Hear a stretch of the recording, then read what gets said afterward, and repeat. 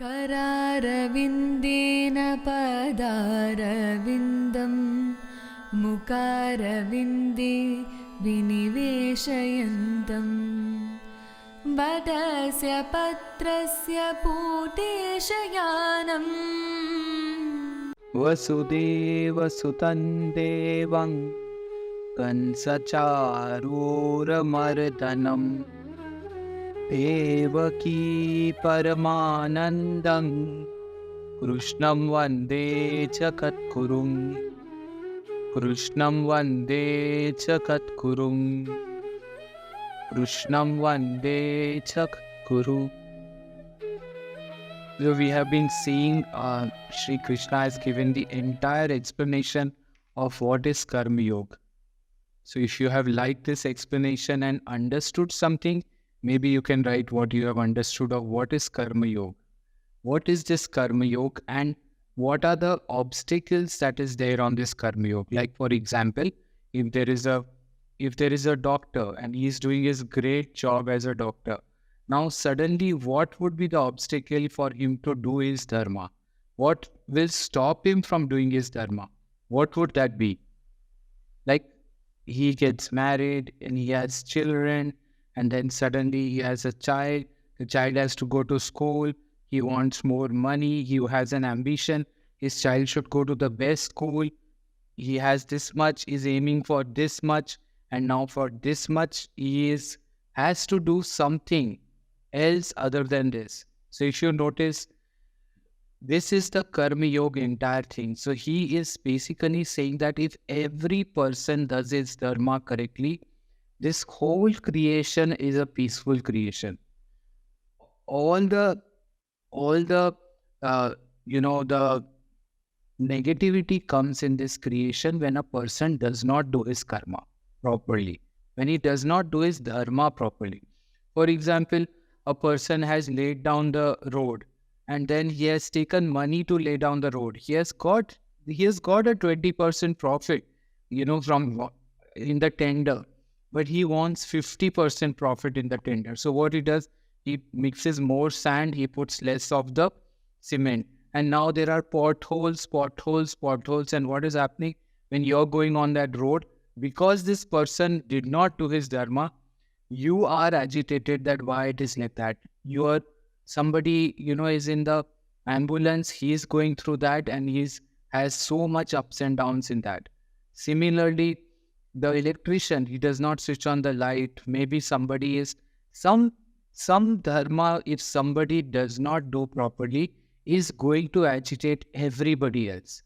So somebody else doing dharma properly, 100%, completely without attachment, you will notice that it brings peace of mind. It brings peace, comfort to you. The opposite is also true. You doing your dharma properly brings comfort to everybody's minds. Doing dharma properly is little, what would you say is self-stretching. Is little self-stretching. You have to come out of the total comfort and do that. Because if you are doing this much and expecting this much, already Vinasha Buddhi has happened. Already you're doomed because you're more focused on getting more than doing. And here he says that you cannot focus on the result. The result is in my hands. It's not in your hands. It is that way. Like the butterfly story is there. The butterfly story is something like that only. This small boy goes to the Guru and thinks that let me fool this Guru and see why this small boy, he takes a butterfly in his hand and he keeps the butterfly in his hand and asks the master, tell me, is it alive or is it dead? So the master looks at him and the plan of the small boy was that if the master says it's alive, he'll just crush it and show it to him it's dead. And if the master says it's dead, he'll show it's alive. So he goes and he asks the master like this, what is it? And the master says, it's in your hands.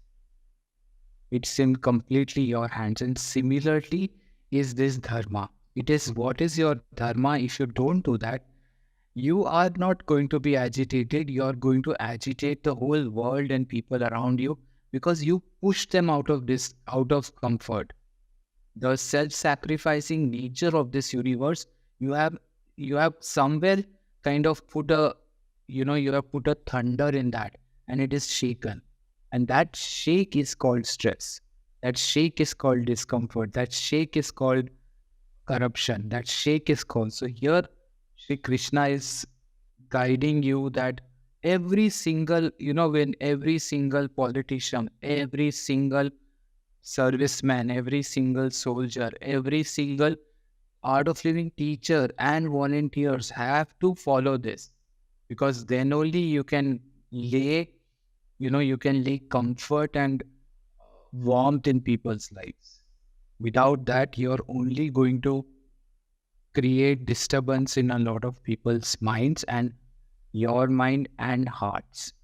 So this is what is called, comfort at one level. Then this is called the comfort, like somebody is giving potholes, somebody is, the doctor is not giving you good treatment, is always thinking that you are a subject from which I can get more and more money. Many doctors do that. If you have a fatal disease, I get so many people asking me, I have a fatal disease, what should, this is what the doctor is asking. And so many of them, two doctors saying completely different. One is saying this much, 30 lakhs, one is saying 5 lakhs. So here, this is called the comfort of the body. Deeper than that is the comfort of the self and comfort of the emotions. If you can provide that emotional comfort to people, if you can provide that, that safety of emotions to the people, if you can guarantee the equilibrium of emotions, and how can you do that? By gifting them this knowledge of the Bhagavad Gita, by gifting them the knowledge of meditation, by gifting them courses on meditation in which they can sit with themselves. And sitting with yourself creates one day a mental stability. Like how you have dental cleanliness, it creates a mental cleanliness, and it becomes automated and easy. It becomes part of your nature. That's why I always tell people, create a time for yourself for meditation. Maybe if you're doing it at 7 o'clock, do it at 7 o'clock for a long time. Every single day, 7 o'clock. And then you will see that 6:50, your body is already ready. Your mind is prepared. You want to sit with your eyes closed. It creates that habit. Like how your habit is there of waking up and brushing your teeth. It exactly the similar way. You create a habit of meditation, sitting with yourself.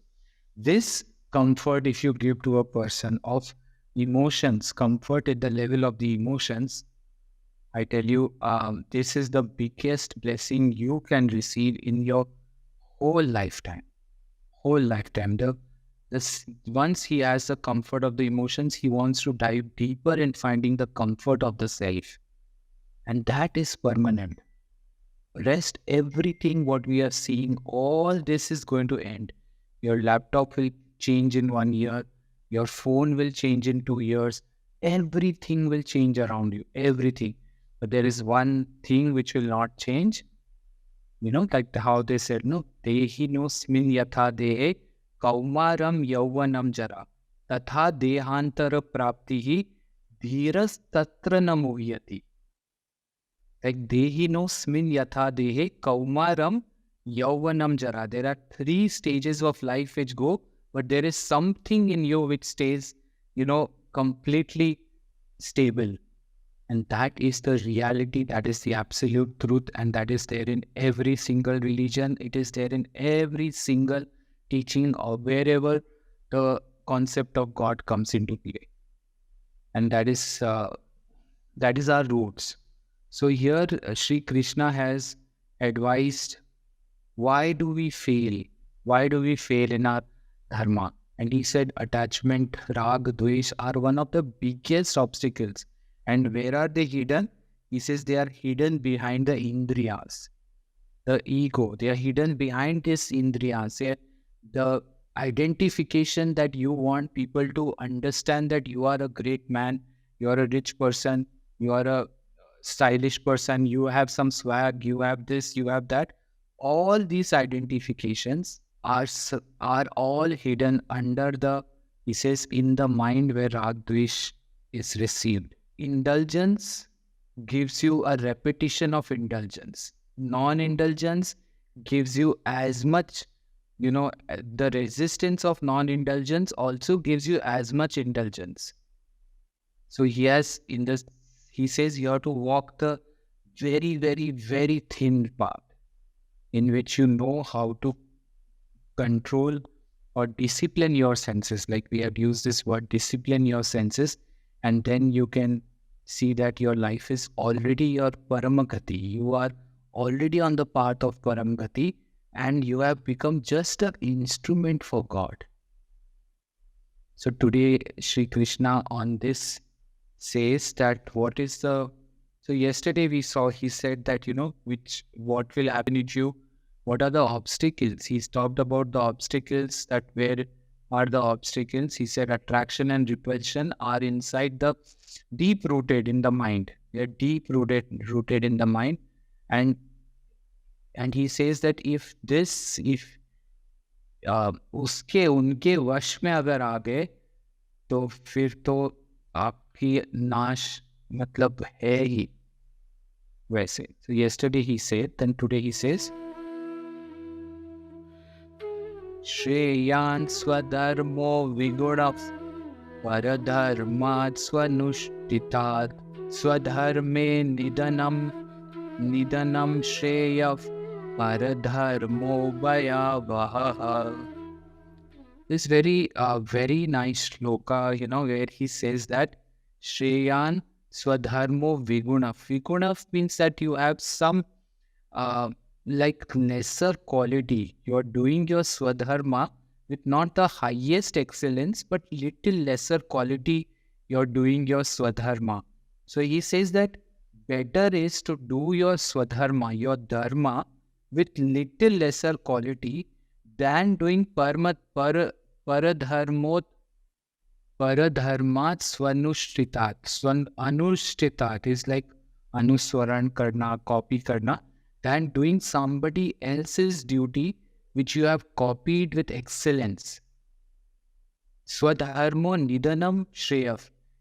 While doing your swadharma, even if you nidan, aapka nidan ho jata, even if you die, that is also greater, shreyav. Like that is the greatest thing while doing your dharma. If you die, paradharmo bhaya.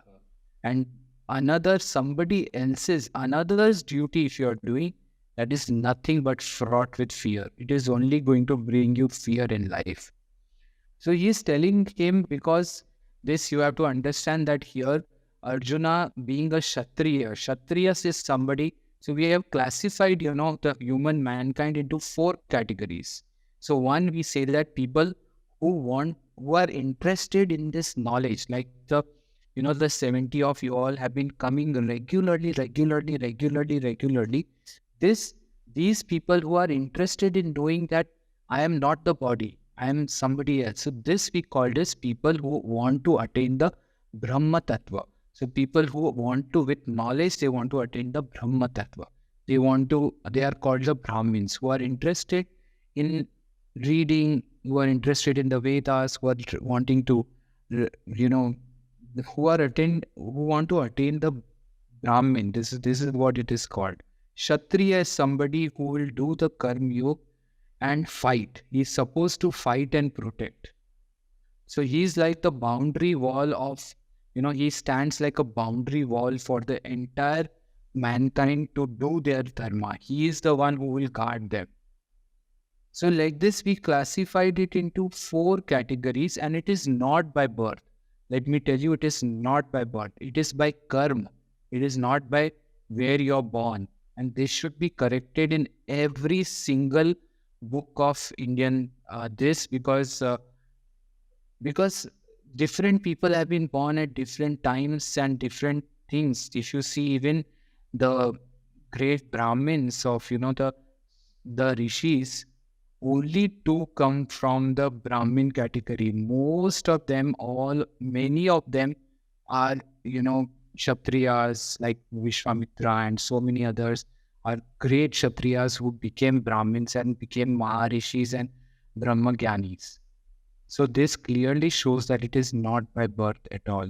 So here he is saying that if you are a doctor, you basically do that dharma. And even if it is, even if that means that there is some lesser quality that you are giving. Now here, because I took the word doctor, so I'm sure you will be thinking that why the doctor has to give lesser quality. But you have to understand that not all doctors are same, not all teachers are same, not all gardeners are same, not all cleaners are same. They have different. Some are very good, some are good. But the dharma that is there, they have to perform that dharma. It is far better to do your dharma as a Kshatriya Arjuna than copy Anukaran or Anushthitat. Copy somebody else's dharma and do it with excellence. Even if you die in this war, still this would also be Shreya. You have to remember that Sri Krishna is using this Shreya many times because the first question that Arjun had asked was, what is that one thing? Tell me that one thing. Tell me only one thing which is going to lead me to Param Gati and Shreya, जो मेरे लिए श्रेय है, वो चीज बताओ please. And he has used this in the many last 3-4 shlokas. He has used this, and he is guiding him that fight, even if it means that you die, fight, than doing something else which you can just copy paste and think you're good at. So if you're a mother, if you're a teacher, if you're a student, if you're a housewife, if you're a startup founder, what is your dharma? You have to clearly define that and do your dharma. Vigora is little lesser quality, little like इतने अच्छे से नहीं किया तो भी वो बेहतर है, वो श्रेय है. Swadharma is far better than paradharmat. Paradharmat, someone else is other than your duty.